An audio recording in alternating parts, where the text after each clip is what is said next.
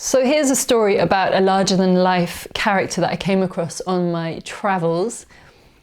I think it was in 2008, and I had just finished leading an expedition through Ecuador, Peru, Bolivia, Chile, and Argentina. It was a 12-week trip. It was quite full-on, with about 10 people in the group. And thankfully it had gone well, and I'd got them all to the end point safely. And we'd had our sort of farewells and parties. And as a sort of treat at the end, I spent a couple of days in Buenos Aires, and then I went with my friend who I was working with to Mendoza in Argentina. And when we got there, we found this hostel. And it wasn't an ordinary hostel, because I remember this quite vividly. There was a swimming pool, and it had red and white wine on tap right by the swimming pool, which is a detail you remember. I mean, it's not very normal. And it turns out that the owner's brother owned a vineyard close by, and he just provided it for free, which was a unique and nice thing, which I remember. So the owner of the hostel was called Ariel, and he was like one of these people that you remember. He was big, large, physically, and he was larger than life in character. And he started, because we were there for a few days, he started telling us a lot of his stories, and he also showed us around a bit. And we got to know him over those days and hear some of his amazing life story. And he had all these incredible things happen, including he'd been shot down he was a pilot at one point in his life, and he was flying in the Falklands War, and he got shot down and suffered serious injuries. But somehow he came back, he bounced back, and he had this really good upbeat attitude generally. And he had this kind of idea, he said it a few times, of like, every day is a new beginning. Every day is a new beginning. And then he told us this other story, which I always remember, where he said in 2001, he was conscious that it was his daughter's birthday coming up at the weekend.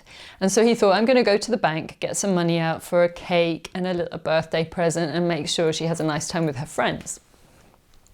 So he goes to the bank, and he goes to the ATM, and he does his business with the numbers, and no money came out. So he thought, okay, the ATM's not working. He goes indoors into the bank, and he talks to the first sort of clerk that he finds. And he said, I'm trying to get money out, and no money's coming out. Can you help me? And the man apparently looked really nervous and really flustered.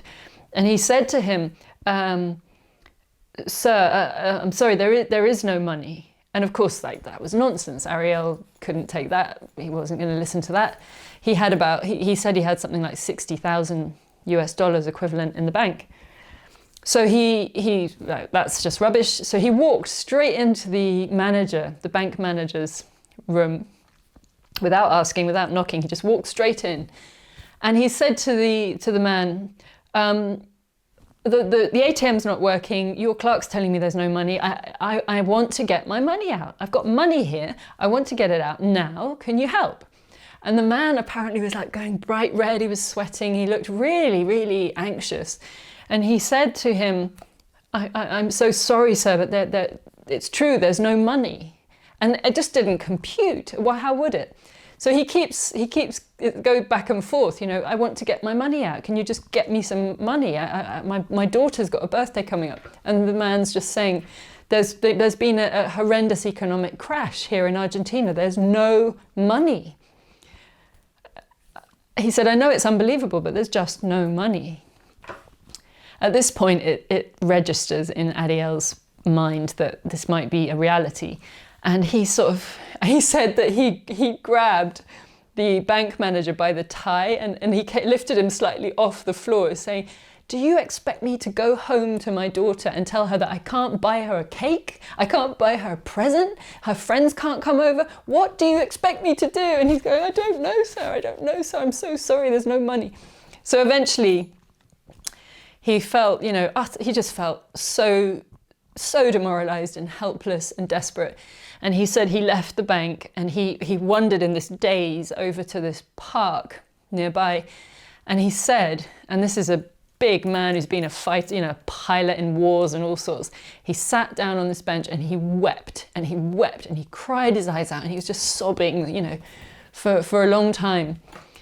He was desperate. I mean, his everything that he'd worked for, all of his savings, his whole life had just gone. All the money had gone.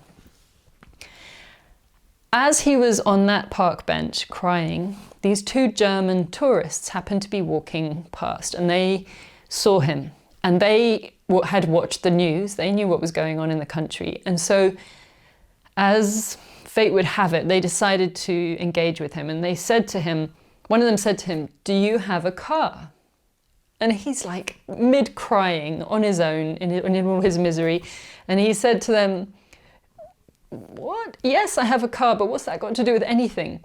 And the German tourist, one of them said to Ariel, "If you are willing to show us around Mendoza, we're guests here, we're tourists, we've never been here before, we'll pay you well for the tour." They knew, it was a kind gesture, they knew what was going on. And Ariel interrupted his desperation with gratitude. You know, he suddenly realized, this is a temporary, minor, good thing. You know, it's going to help me at least buy a cake and a present for my daughter this weekend. It's a minor relief. It's going to be a good thing for now. So he stopped crying and he nodded. He said, "Yes, okay, yes, I will give you a tour. Come with me." So he is such a wonderful character that I can imagine he gave the most phenomenal tour of Mendoza and he regaled them with all the stories of the city and they loved it.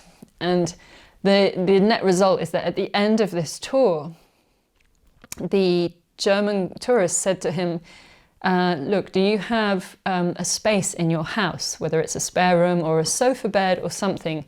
Because if you do, we'd be really happy to give you money rather than a hotel and come and stay with you. We're going to be here for 2 weeks and we want to help. And you've been an amazing guide and we'd love to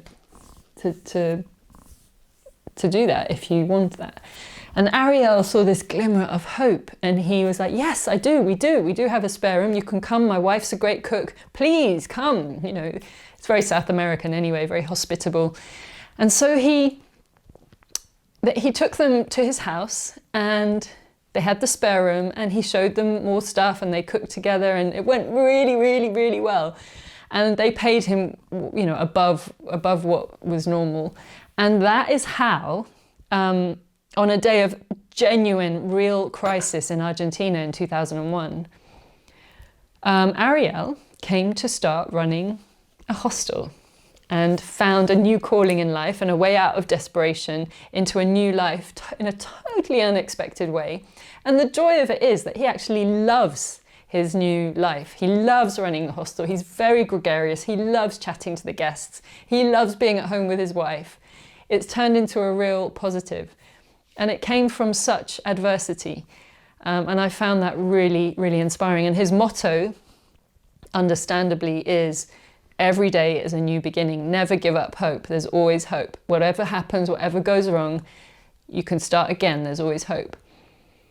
And I'm not saying that was the case for other people, you know, for everyone in Argentina. It was a very serious, real economic crash. The country went bad for a while there. But that's the one story that I came across and I will always remember from that 2001 economic crash in Argentina. And it gives me hope. I think of him and it gives me hope. Every day is a new beginning. Never give up hope. Anything can happen, even during the darkest, most difficult times.